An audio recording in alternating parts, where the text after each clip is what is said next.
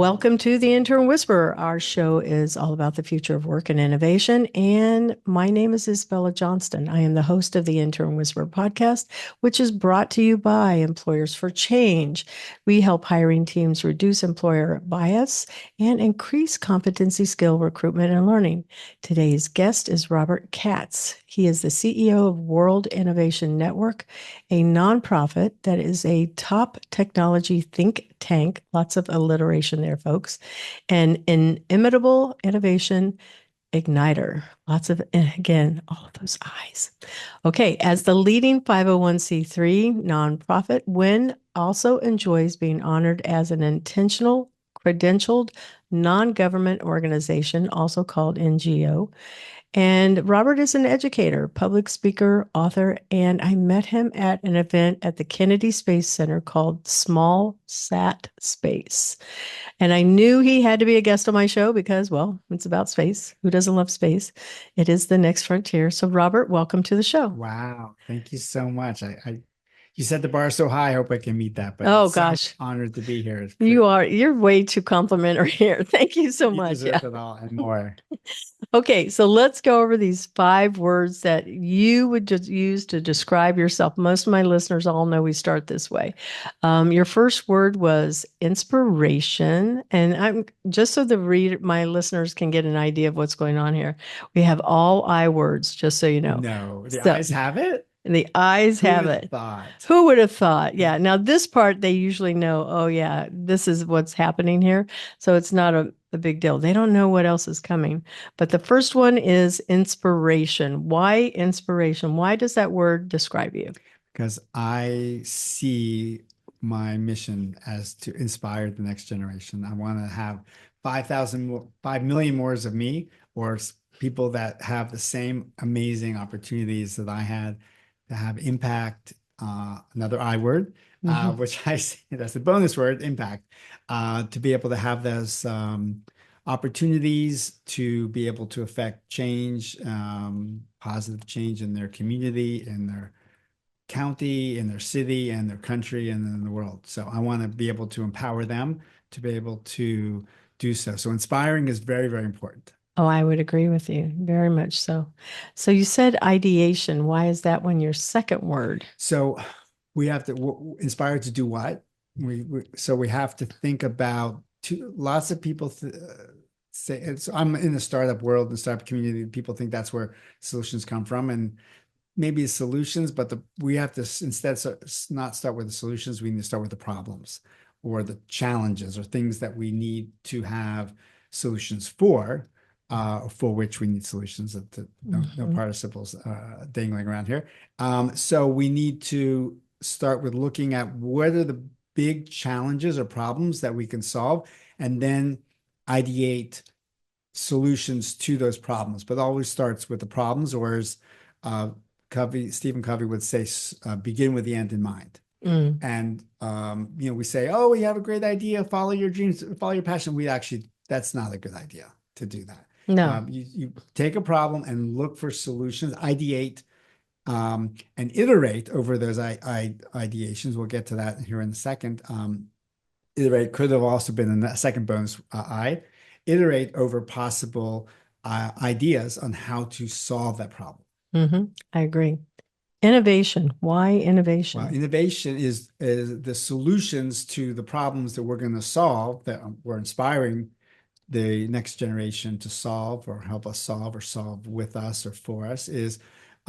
So we have to do things differently. So innovate means to look at something differently, very differently, not evolutionarily differently. Usually we want to do something revolutionarily differently. And so that's why innovations are important, game changers, something that's going to if you're going to, people don't understand that even if they have a great idea or a great solution, it has to be really amazing for a company or a consumer or somebody to take a risk on a startup, or whether it's a startup person or a startup company, to be able to take on that challenge. So it has to really have a high gain. So it has to be We have to have something very innovative, revolutionarily innovative, as a matter of fact. I like those words for sure.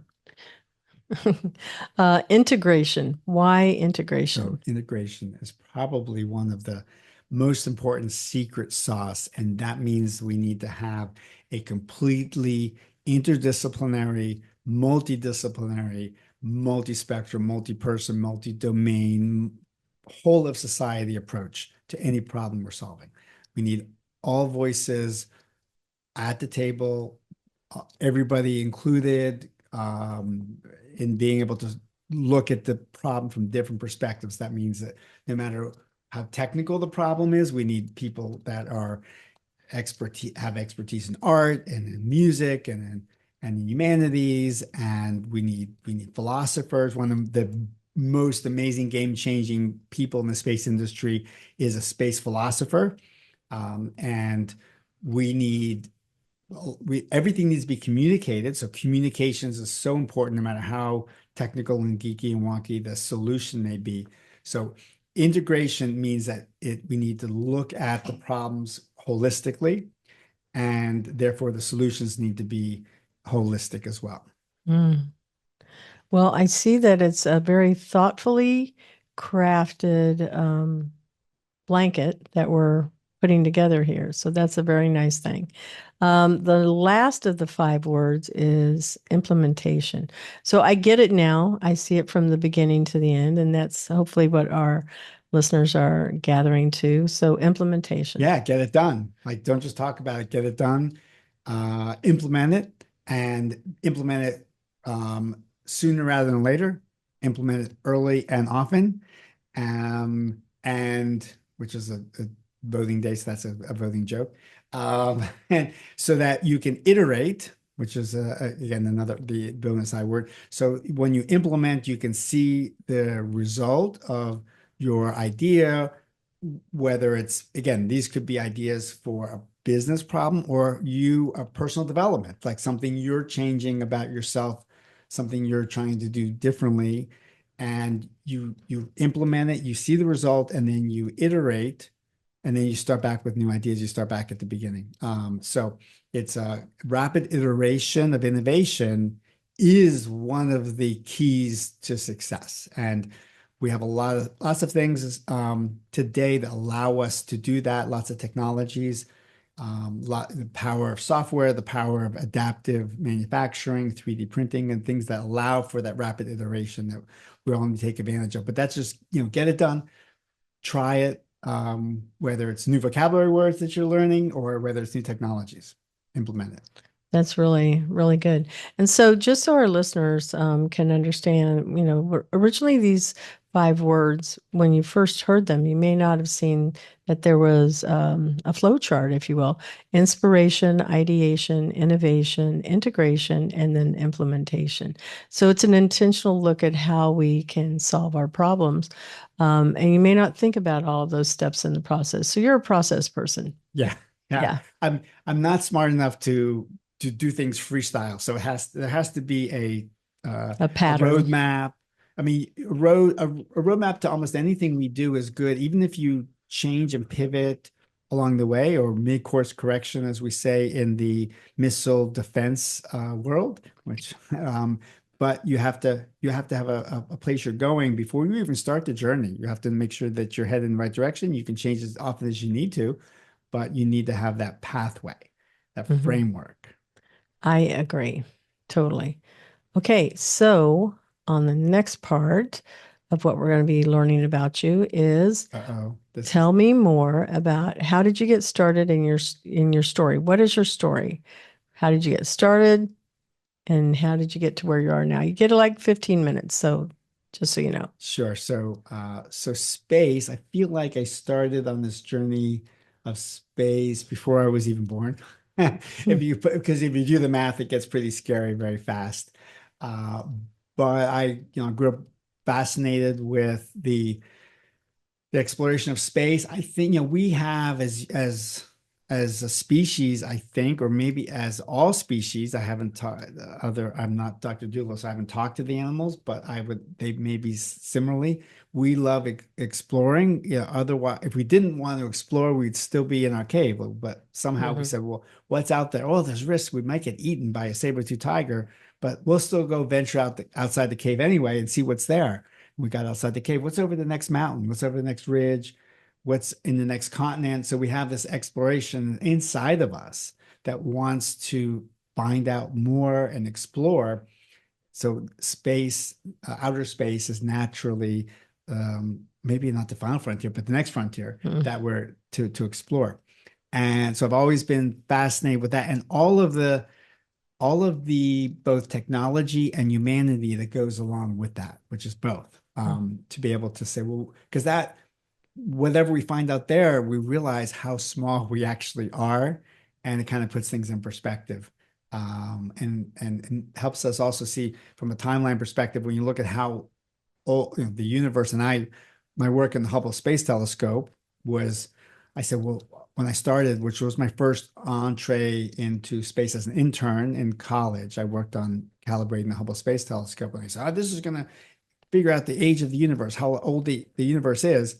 I never thought that would actually really happen, but it sounded good when I would brag to people about what I was doing at the National Bureau of Standards at the time. And turns out many years later, it did. It did help determine that. But it helps put both technology in perspective and humanity in perspective. So I began with the Hubble Space Telescope while I was a freshman in college, and other space internships, and then eventually, when I went to MIT, Did you go to school there? I was working between MIT and RPI on my PhD, and was there for what was allegedly a summer program, which then I got to someone knocked on the door. Robert, are you busy? I said, no, no, no, but not busy. It's coming. Well, we have this project, if you want to help us with, we will have this little project we have to do. And they said, sure, no problem. I said, well, you have to go travel for it. I said, okay, no problem. So I went, next thing you know, a helicopter lands. I jump in a helicopter. I'm in DC, and I'm getting a White House briefing from the CIA on the threat of the Russian missiles. And then I was working on the Star Wars program. Wow. Yeah. And the rest is sort of history, which we can talk about. That is amazing, because how many people really get to experience somebody coming over and saying, "Hey, we want to talk about space." I don't know anybody, so you're my first person. And space is so scary because none of the resources that we take for granted, like breathing with no apparatus.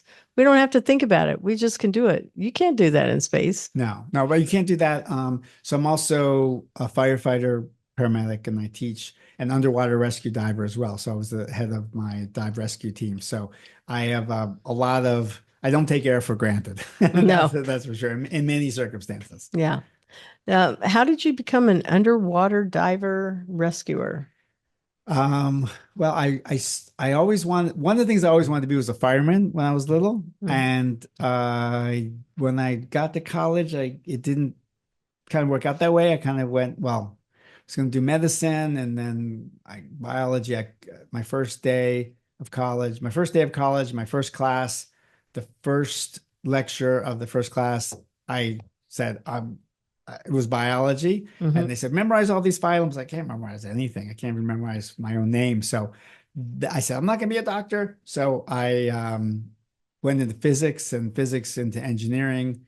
And then that allowed me to then pursue my space dream, which I never thought that I could actually do. And then I was doing all these what I thought was amazing stuff as I said, with the Star Wars program. But whenever people ask me what I could do, what am I doing? What's your work? I said, oh, computers, and because I couldn't really talk about anything I was doing. And my family would say, oh, you're so boring. Like, you're such a super geek. That's horrible. Like, oh, I'm so embarrassed. I didn't want to shame my family and be like that guy that was like Are you the super firstborn? geek.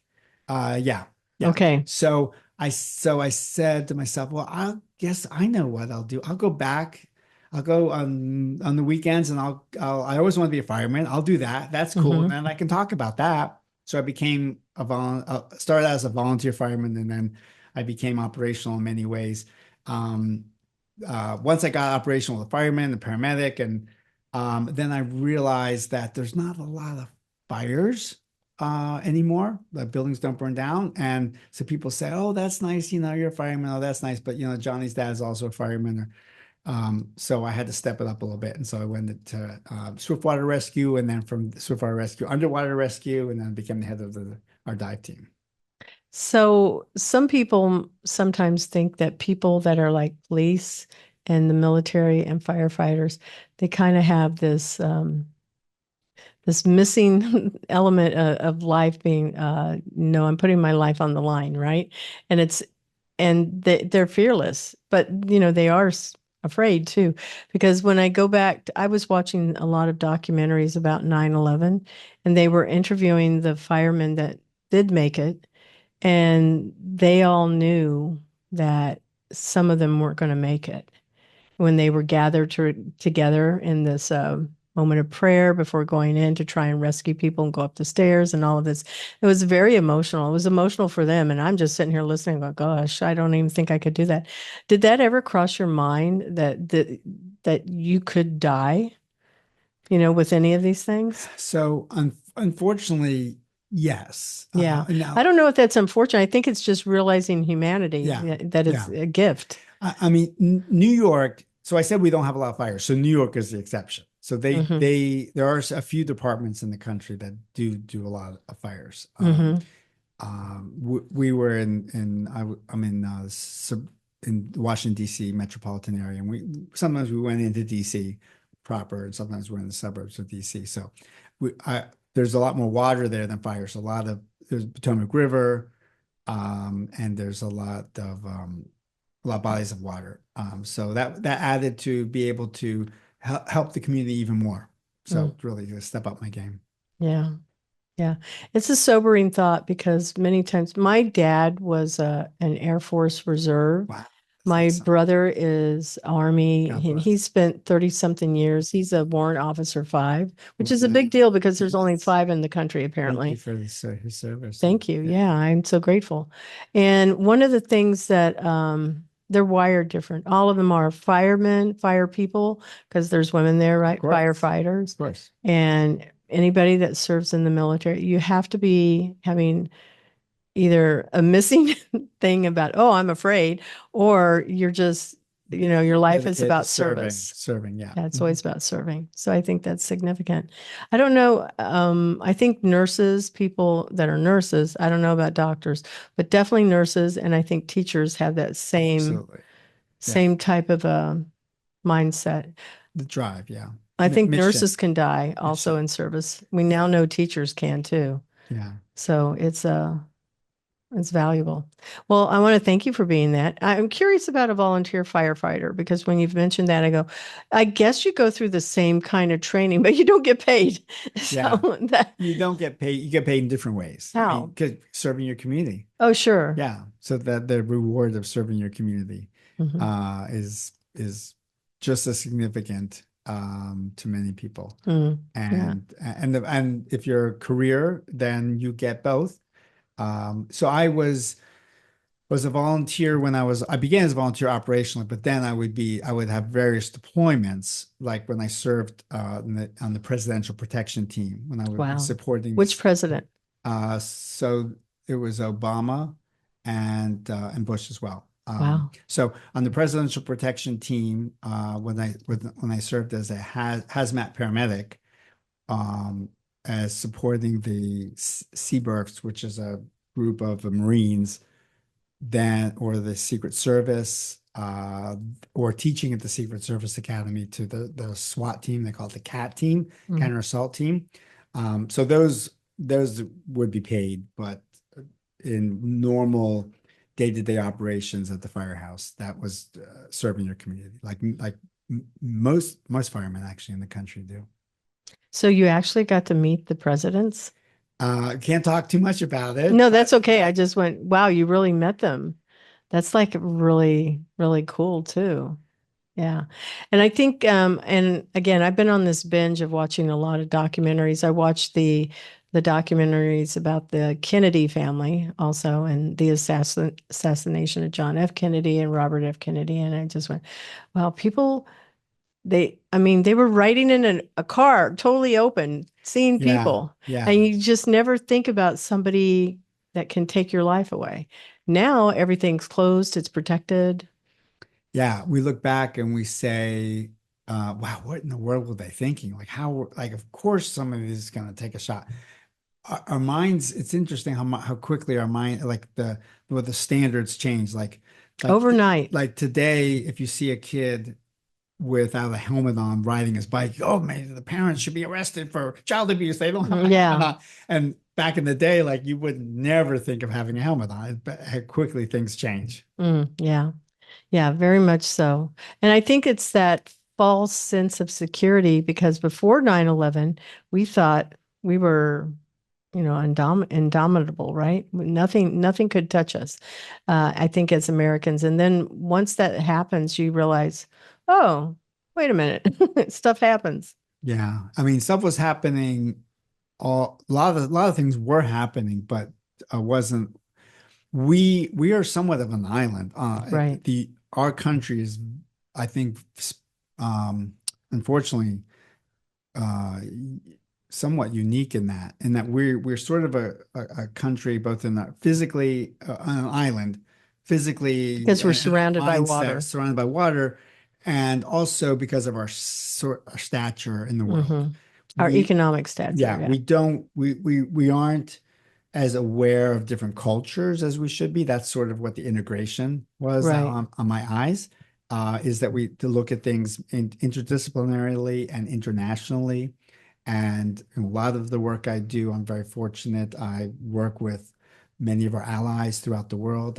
I've been on the ground in over 32 countries working on space programs, both whether they be technical or policy or treaties, but being able to work with our partners to enable uh, for them to receive all the benefits of space and for us to have advantages of their technologies and working together to to use space to empower a better world for everybody. Mm. But we traditionally in the U.S. don't have as strong a connection to our international allies as we should. Um, in Europe, of course, your countries are smaller and they're more closely connected.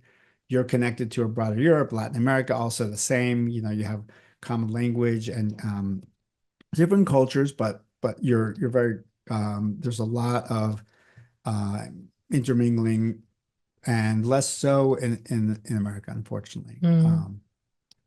How many countries have you traveled to? I promise you, we're going back to space after this one. But I Yeah. find you so interesting because I'm sitting there going, wow, in your life, the amount of things that you've had in the amount of years you've lived is significant. Yeah. And you've had experiences that people dream of having, and you've done them. I am super lucky, and that's why I started out with inspiration. I want to be able to inspire the next generation, I'm as I inspired. said, to have everything I've been blessed to do, and much more. Yeah. So I want to be able to help replace me a million times over Yeah. with other people. So yeah, I've been blessed. So like 32 countries. Um, at last count, hopefully it's still I going. understand it's something like 100, a little bit over 100. Like I want to say it's like 110 countries or something. One of my friends used to work at Disney, and she's no longer there. And she has kept all of her passports because it had every country that she has traveled to because of Disney, but Yeah, also just Disney, for nice. Yeah. enjoyment. And she had told me, and I'm going to Google it while we're talking here, how many countries there were in the world. And I went, wow, you've been to just about everyone. Yeah, so it's 189. It's some we joke I do a lot of work. 195, it says. Okay, yeah. Yeah. So 189 I think are at the UN. I do a lot of work at the UN. So 195 is the current count. Cool. Okay. Hmm. Yeah. Yeah. So we kind of joke it changes on a daily basis depending on You're right. who's seceding and who's not. But Hmm. and then I have an international UN organization that we represent. Well, we just had a space event that we have had over 185 different countries participate. At the one we were just at. No, a different one. This is the NASA International Space Apps Challenge. That one we've had this year alone we had over 96 about 96,000 participants throughout the world, and that was across 163 or so countries, but we've had traditionally about 185 participate. Wow. So let's And talk that's about, the other nice thing about space is it's inherently international, so connect with everybody. yeah, let's talk about where did the idea for WIN come from? I know it was World Innovation Network. Network. Yeah. So where did that come from and what is your why? So the why is to be able to inspire, as we said, inspire the next generation. But so world, as we said, is looking at everything interdisciplinary, looking at our allies and neighbors, looking at how lucky, how fortunate we are, and to be blessed with so many resources and so much opportunity here, and how can we be able to empower our friends and allies throughout the world to be able to have similarly, and how can they not just be sort of consumers of our ideas, but how they can contribute to the innovation as well, because they have great ideas as well. As a matter of fact, many times often better because through challenges or through adversity or through necessity is the mother of invention. So sometimes people that have the least have the best ideas. We can't always think it's just us. So world, and then of course innovation is thinking differently, looking at problems through and not through all 360 ways of looking at a problem. And a network is being able to connect all of the people that are coming forward with their great ideas, and not just connecting the dots, as we often say. It's really more important that we connect the thoughts and be able to work together and integratively to be able to and iteratively to be able to solve the challenges that we have. So Wow. and of course it's a winning acronym, of course. Yes, yes. Well, that is really beautiful there. Um, Curious about you mentioned something, things that you've done, that you've been an author. I know we're going to talk about this in the second half of the show. Do you have other books that you've written that you're not going to mention in the second half? I don't think so, no. Not yet. Okay, But, so our but listeners have something to look forward yeah. to. Yeah. And then speaker, where are some of the places? What have you talked about? What has that speaking circuit been like for you? So it's been amazing because that's the one of the ultimate opportunities to inspire and to integrate and with communities, because it's really we call it speaking. I don't like that word too much actually though, because you have to be able to be a speaker, you have to do more listening That's true. than speaking. So when I go to whatever event I'm speaking, I don't, some people unfortunately kind of do drive-by speaking, and they kind of fly in, they just in time, a couple an hour before they're on stage, and then they talk and then they leave. And I really look at a full immersion, like I want, because I want to understand the context. I want to understand what people's needs, wants, desires are, what their whys are, and so that I can make sure that I'm addressing those, and then I'm helping connect their thoughts and bring those communities together. So I just seconds ago before I came in here, I was in Houston. I mean, I just arrived from Houston, where I was really blessed to be at the Houston Space Center, the NASA Johnson Space Flight Center, in the IMAX theater, where I talked about the UN initiative that I am blessed to be a part of, where we're bringing together right now over 106 international nonprofits and NGOs throughout the world to be able to promote space for the solving of the SDGs, the Sustainable Development Goals. Um, so poverty, clean water, education, all the UN, the 17, but be able to show how space can supercharge all of those and help accelerate our accomplishing all of those goals. So, how many countries did you say were there? So there's 106 different organizations. Oh, Yeah, organizations. yeah. And Wow. then many of them are across multiple countries. So they represent probably about 160 countries. Wow. Um, that's significant. So, I imagine not only our president, you've met other dignitaries from around the world.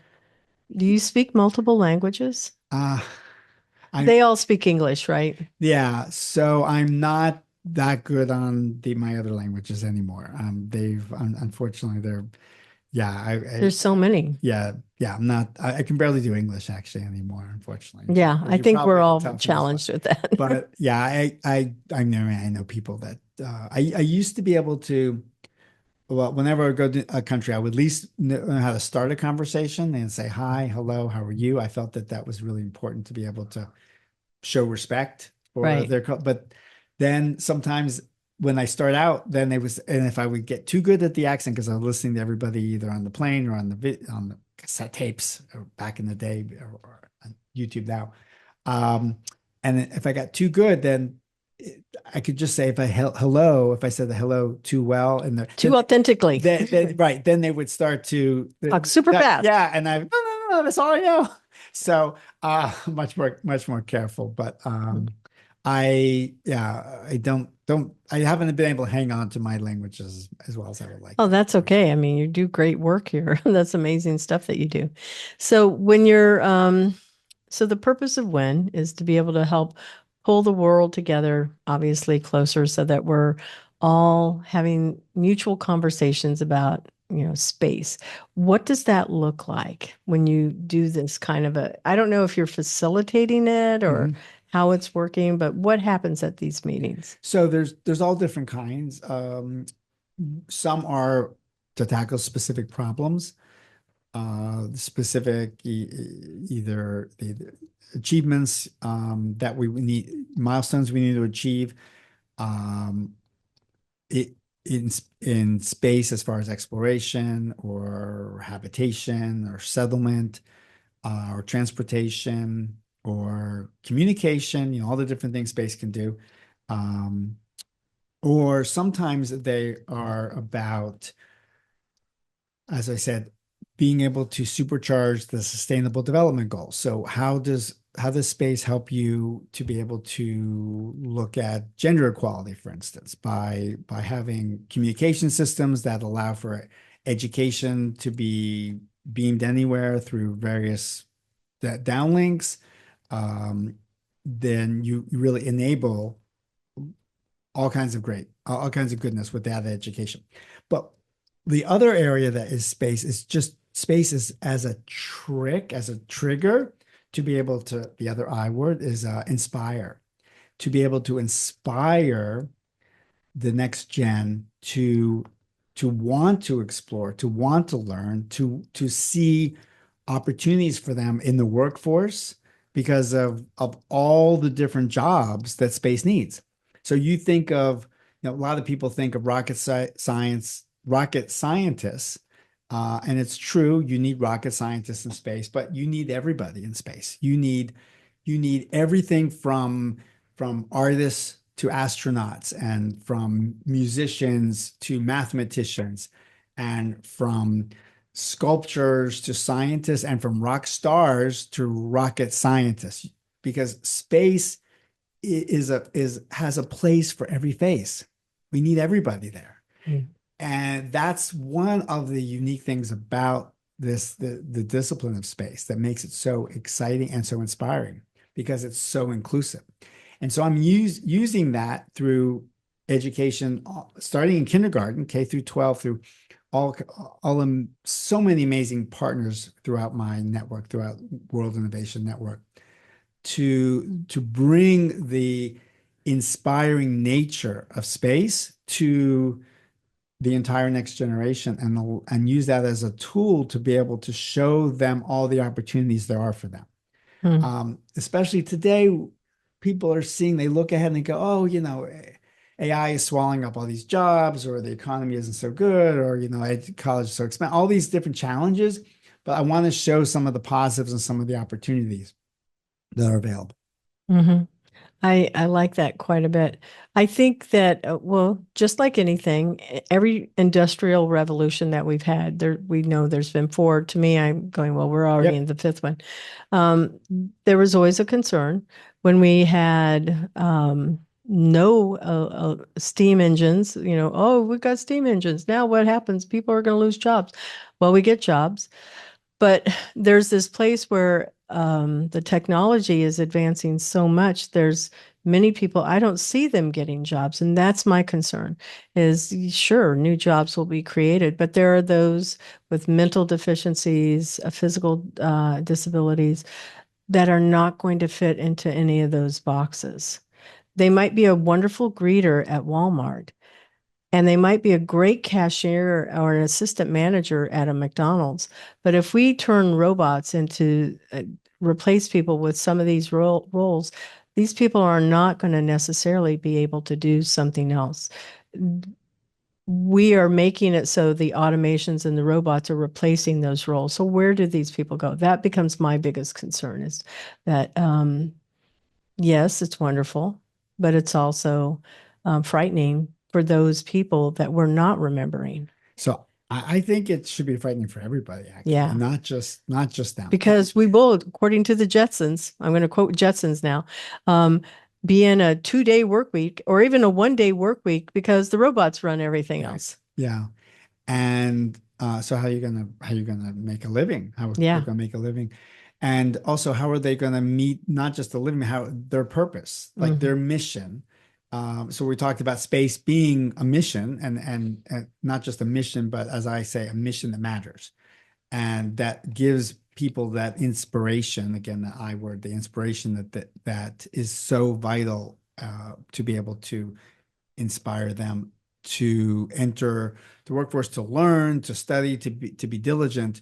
So I agree. I mean, Sharon, I'm not sure where I don't often in public company, a polite company, be able to say that we're afraid of the dark underbelly of these technologies. And I agree. People say all the time, "Oh yeah, when we had ATMs and we got rid of the bankers, or we had the robots in the car factory, that they were able to change." But those changes actually happened over somewhat of a long period of time. I mean, when we look at them retrospectively or in history books, it seemed quick, but people had time to adjust and time to pivot. And that's being lost now. Yeah, I do think agree. the iteration. So there's two things. The iterations are quicker, accelerator, exactly. But also our ability to adjust and to there's no learning curve there has been reduced. We are less agile, kind of more stuck in our ways than ever before, unfortunately. And I think our ability to have that kind of agility and flexibility that we need has been reduced. So those two are kind of opposites and conflicting with each other. I think, though, some of the people, so I think there's a challenge to everybody. Now, some of the people that have particular challenges you mentioned will be helped by some of these technologies because they'll be able to assist them with their daily activities, activities of daily life. Maybe not for their in the job perspective, but in their everyday accomplishments potentially. So there'll be some beneficiaries there, but overall, I think that there'll be lots of losses. I agree. We're going to go on to another question here. When you look back at your life at the place where you are now, 40s, what do you think of is that you're super proud of? You wouldn't have recognized it at that age, but you look back on it and go, wow, that was a pivotal moment in my life. That changed something for somebody or changed it for you? It can be anything, honestly. Sure. So, there's a number of items. I won't I won't get too specific on some of the family things because my family members will be mortified. Yeah. But so I won't. But I was involved very much in bringing the GPS technologies into our everyday life and be able to have the, our not just the track amp cards, but automated mapping so people don't have to have stacks of paper maps and all of the technologies and the businesses that have been enabled by that, all of our safety that's been increased by that, by first responders being able to get to you quicker. So it GPS technology was initially obviously a military was with the government only military purposes. And when we first said, well, why don't we put this in a car? Or actually, they were in tanks. Initially, they were made for only at sea as well, for ships at sea, because you would say, well, on land, we don't need them on land. We have maps and we have street signs. So what do we need GPS for? I mean, we now that seems silly, but at the time, that mindset was, people weren't thinking outside the box. They said, well, we have maps, we have street signs, we don't need GPS. That's silly. Why carry around this like brick to be able to see this X and Y where we are? We don't need it. And so I said, no, I think to be able to have that level of instant specificity would be beneficial. So I started soldering the GPS transceiver about this brick about this big to a satellite transmitter, which about this big, with about like this 10. I actually was soldering them the interfaces together. The GPS, which was receiving your position, and the satellite.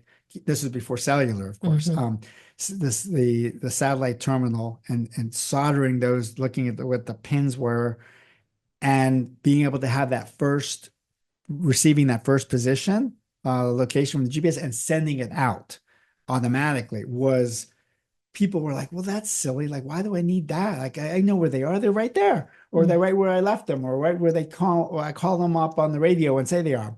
They didn't realize the potential of what that would unlock in terms of all the safety and security and all the business it would enable. So that I'm really excited and proud of where that's headed and what that created. That's interesting. That's one example. Yeah.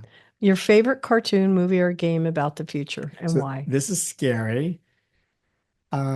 So when most people look forward, we talked about AI, and most people think about when they say how scary AI is, they think of something like 2001 Space Odyssey. Yeah, for instance, a HAL taking over the ship, or they think of the Terminator. Yep. The Matrix. Yeah, we could be so lucky to get to that point. I think the movie that I fear most when I think about AI for the future is Idiocracy. I don't know this one. Yeah, so Idiocracy is what the world would look like if we. They didn't really talk about AI specifically in there, but you could see because this was actually before it was a thing, or before in between it was a thing. So it was a thing when I was in school, and then it became not a thing, and now it's back. But Idiocracy is when we sort of outsource our brains and let somebody else do the thinking for us. Is this a real movie? Yeah. Mm-hmm.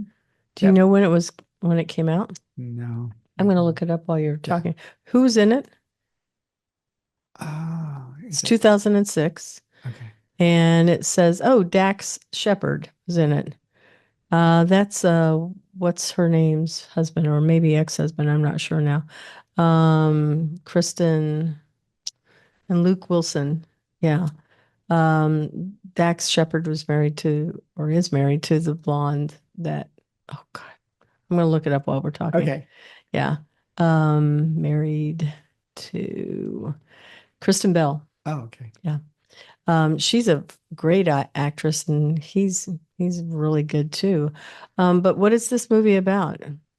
It's about what the world looks like when everybody is like it's called idiocracy. So you can Mm. imagine it's about becoming Says, idiots. Yeah. I'll tell you, the definition of average American is selected by the Pentagon to be the guinea pig for a top secret, I don't know, something.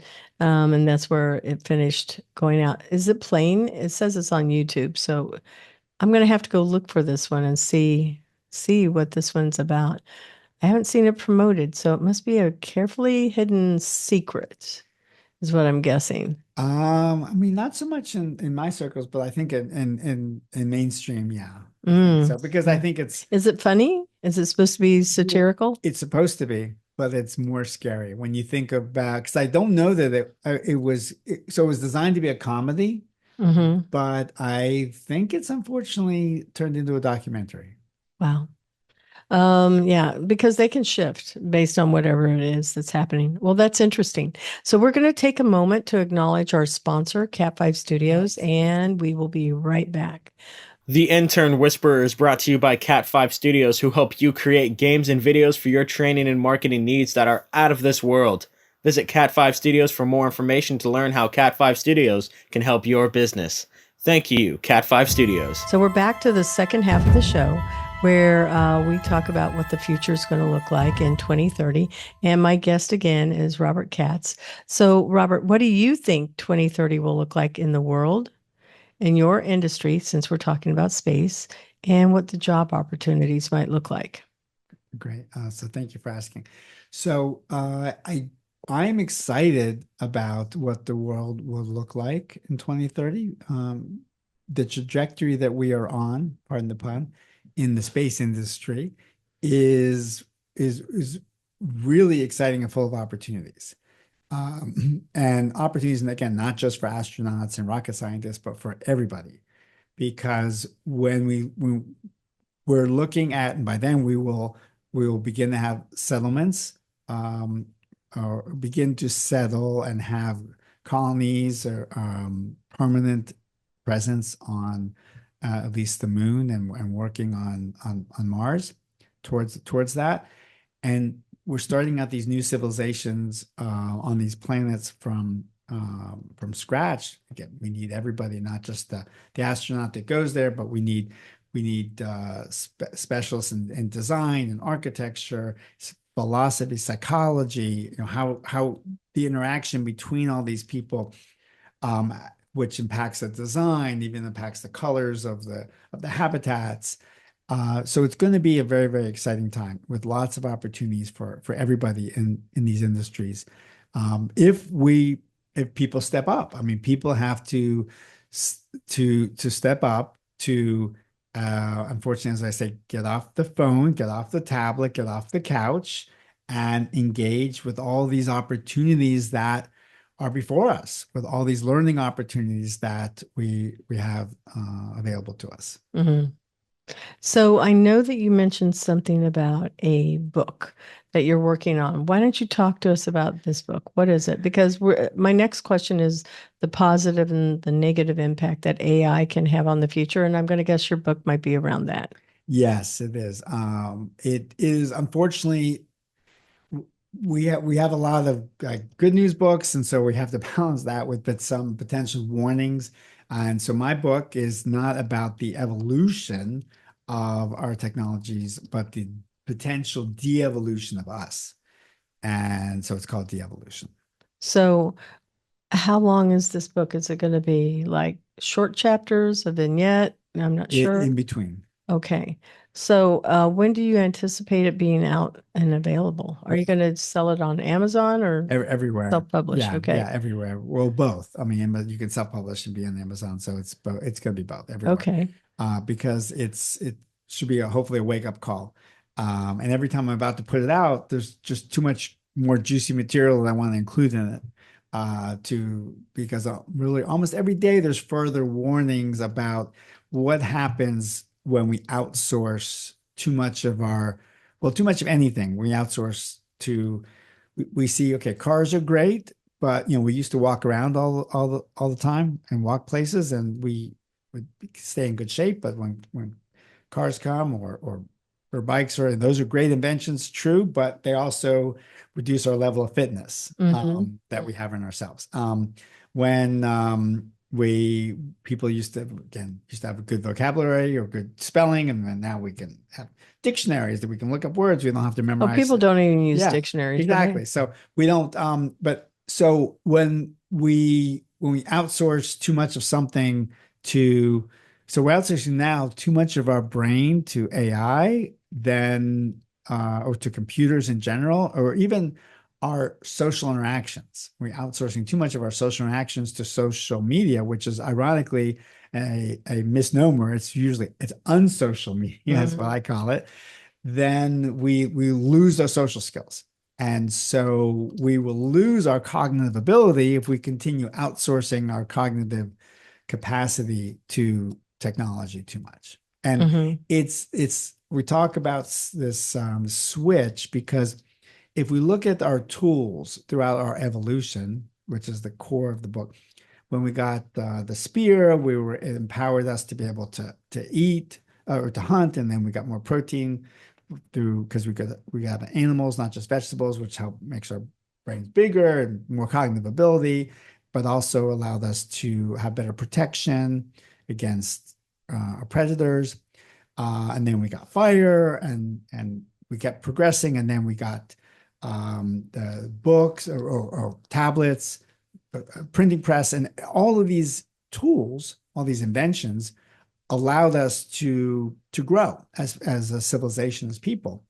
And then we started to get computers, and okay, maybe yes, we have access to all this information, but also we can be playing games all day and not, I'm not saying there's anything wrong with games, of course, but not everybody's going to be an influencer. It's like food. We can't have unlimited food. We have to have the right amount. So just like games, so we don't want to abuse, and then we have too much connectedness results in disconnectedness, ironically. So now our tools today have somewhat of a disruptive effect to our growth instead of a productive effect. That's what I talk about, to the point that we are completely relying on technology for all of our interactions, and we're not having the interactions as people that are so important to our own well-being and that of our community and that of our civilization. So it is somewhat of a warning sign that we should be able to disrupt that de-evolution. I agree with you. I see the pendulum swinging in the other way, because remote work, using a lot of AI tools, I've noticed this about people, and it's impacting all ages. People, their ability to have short-term or long-term memory is rapidly disintegrating, and that's the key word there. They go, oh, what was that? I know I do it. And I used to have to know everybody's phone number, and I had it memorized. And I used to have to know how to do math in my head. And I used to be able to write cursive, and things that we take for granted if you were from a certain generation, because I know that they started eliminating some of these things in different generations. It means that people do not have the ability to have an intelligent conversation. They get so much anxiety about having to speak with people. So I sit here and go, well, we're going to have to teach people how to be human. We're going to have to teach them how to have interaction. We're going to have to teach them how to have not just interaction, but relationship, what work relationship, what personal relationship looks like. That's exactly what that's exactly. I'm on the same page. Talking about. I mean, I think that so in social media or unsocial media, if we, in one way, we're hiding behind the anonymity that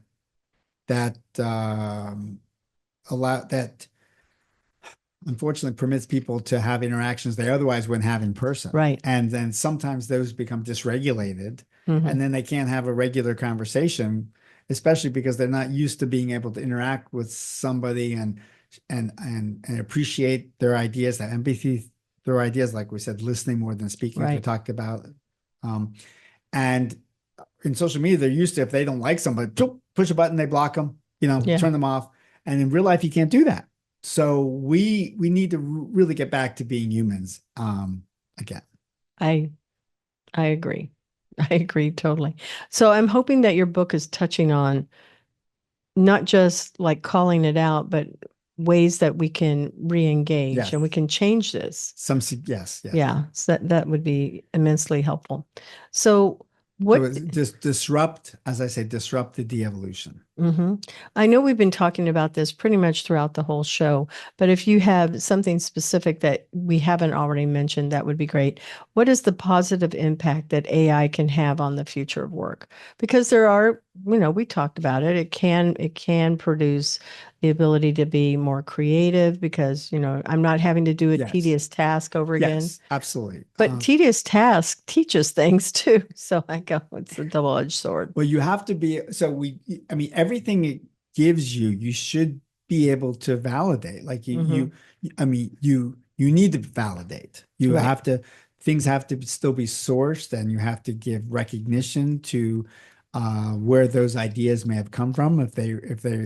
Because unfortunately, it used to be that you would have attribution for people's specific ideas. And of course, there is some litigation going on about this, because then once they're sucked up into the ether of the internet, then sometimes that's lost. And initially, for some of the tools, there was no references at all. It would just spit out the what they thought was the results, and you would have to manually check, and what you should manually check and cross-reference everything it would give you. But you have to question everything. Now, in that process of questioning everything, not just, you would hopefully learn, you're essentially reverse engineering where the answer it gave you, and then going back to the source. And so it gives you a head start, but you still should be doing that breadcrumb trail yourself, to be able to understand, and then learning through that process so that you can understand, and then you develop the processes in with yourself as well, and then be able to better interact with it, but also better interact with people. I mean, it all should result in being able to better interact with people, because those, as you said, those relationships are what's important. Yeah, exactly. So something that I'm glad you're mentioning the citations and ways that we validate, we double check to see, is this legitimate? Is it a primary source or a secondary source? And those are principles that we learn in school. Depending on depending on what level you are. You may not learn about it if you're in a community college, but you should be learning definitely about it if you're in a PhD or a master's level, for sure. And it should be happening in a four-year college. It should be. I think that going to college will become something that's a privilege. A lot of the schools will continue to collapse as online education takes a stronger foothold in life.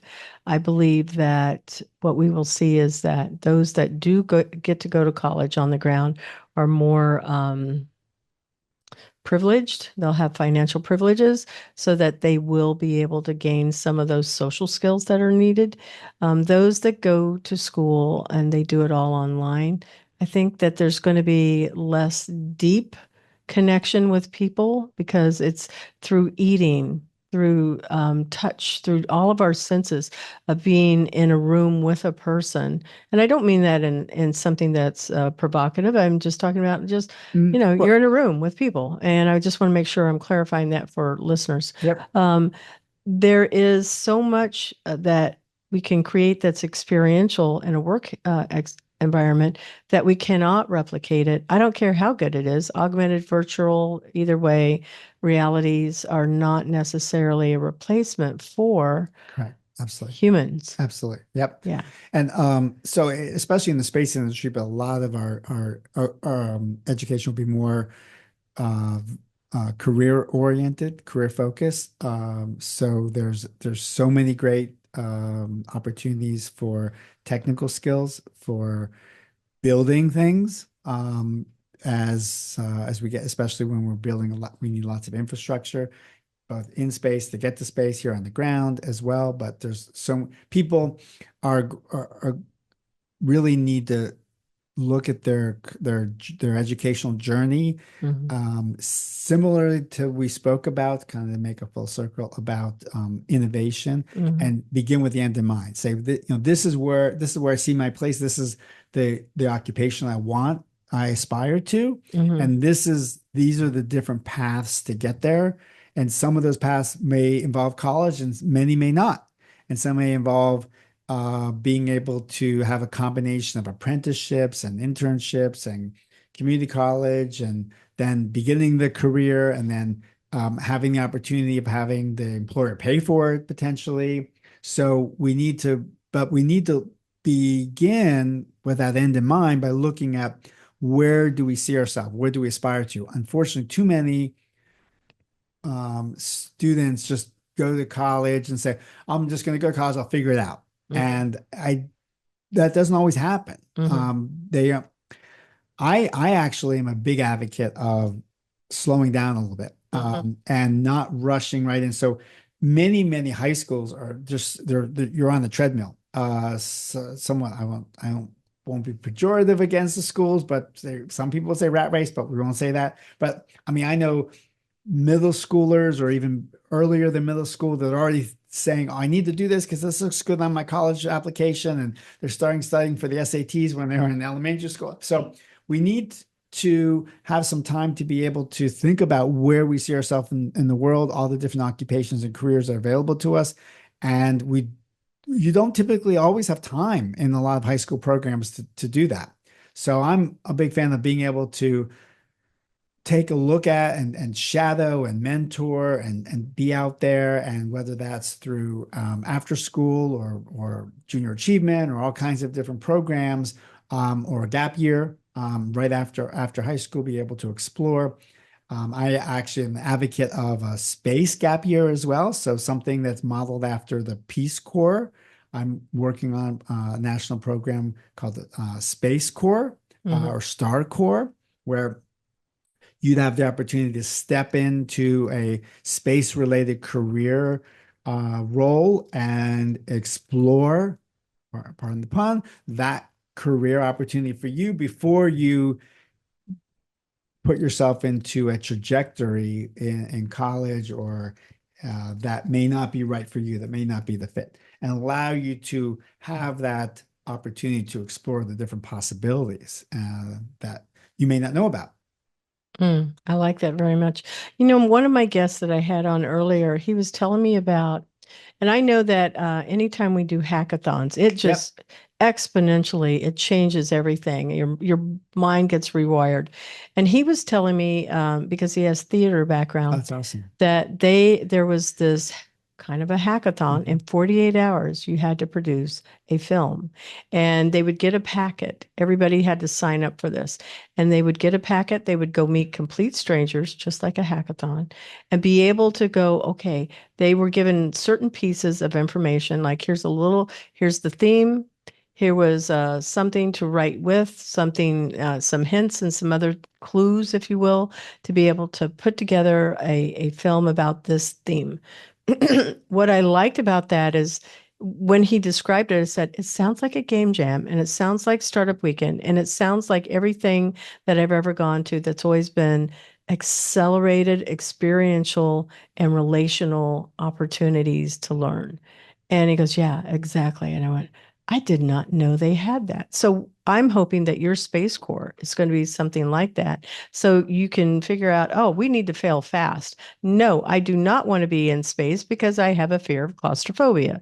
I do not want to be in a space suit. I would rather be a technician that's, whatever. It's building the rocket, building launch pad, or doing research on how we can grow plants and The botanist roles. Yeah. Yes, exactly. Yeah. There's all kinds of, there's all roles for everybody. So do you see those as being more of a virtual reality type of a opportunity to figure this out, or would it be truly as much hands-on as possible? Both.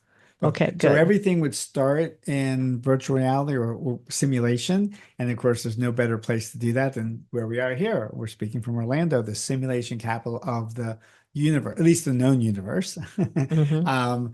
Here we are. So it's a perfect launch pad, if you will, to space because we need to simulate everything and work out all those kinks before we actually do it, before we do the last I implementation. And we can do that. The other I, the iteration here through simulation before we actually do the implementation.